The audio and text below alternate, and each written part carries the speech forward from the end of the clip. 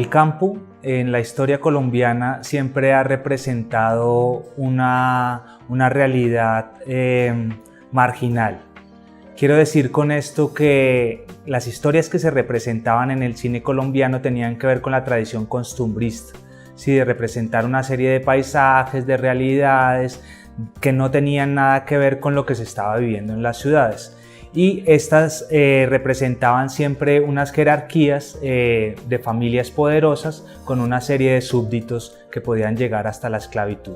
Ese, digamos, eran los relatos que se construían antes en el campo.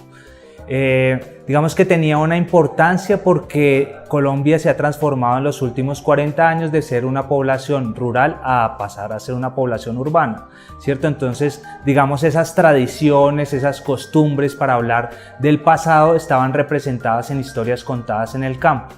El campo era un lugar, digamos, mítico, casi fantástico, lleno de naturaleza porque es la geografía de nuestro país, ¿cierto? Y entonces se basaban en esos paisajes para demostrar un poco la diversidad geográfica y cultural que tiene nuestro entorno.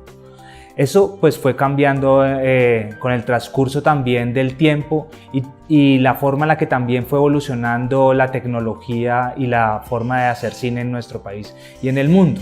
Antes había que transportar unos equipos que eran gigantescos y esto dificultaba un poco la realización de los mismos proyectos. Ahora con una videocámara tú puedes hacer unos proyectos fantásticos, ¿cierto? Incluso con el mismo teléfono, entonces las dinámicas han ido cambiando y también la misma forma en la que se ha ido representando esa realidad de la gente que vive en las zonas rurales del país, ¿cierto? Esas dinámicas también han ido cambiando en cuanto a las temáticas, en cuanto a los protagonistas. Por ejemplo, las últimas películas colombianas hechas en el campo hablan de historias femeninas, ¿sí? Historias de mujeres que antes tenían unos roles de sumisión, ¿cierto? Porque así era la sociedad colombiana.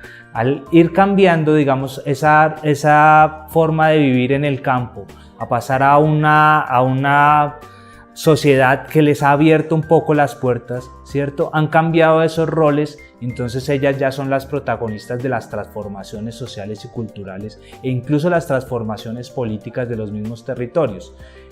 Ese ha sido como un poco el devenir del cine colombiano en cuanto a la realización en el campo.